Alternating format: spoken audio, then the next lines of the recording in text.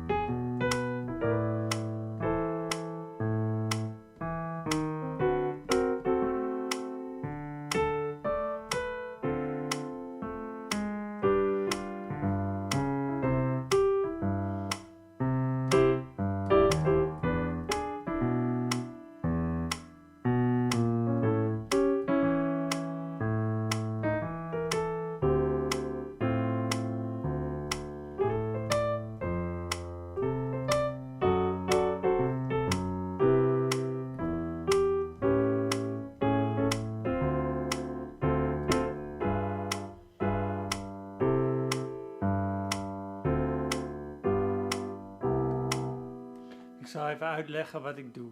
Ik doe bij dit liedje verschillende dingen. Ik doe met mijn rechterhand de melodie. Die vul ik op met noten uit het akkoord. Maar eerst ga ik even alle akkoorden van All of Me spelen met een wisselbas. Dus links doe ik de grondtoon en de vijfde van ieder akkoord. En rechts doe ik van ieder akkoord de derde en de zevende. Dus ik zal het een beetje dicht bij elkaar spelen. En dat doe ik zonder metronoom. Dus C, majeur 7, E7, A7, D mineur 7, E7, A mineur 7, D7,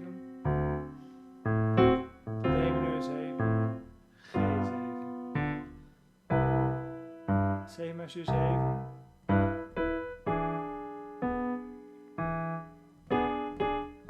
A7, D mineur 7, en F6, F6, vies, dim, C, E mineur, A7. C en E mineur heb je maar 2 tellen, dus daar kun je geen wisselbas bij. Dus dan krijg je dus nog een keer C, E mineur, A7, D mineur 7, G7.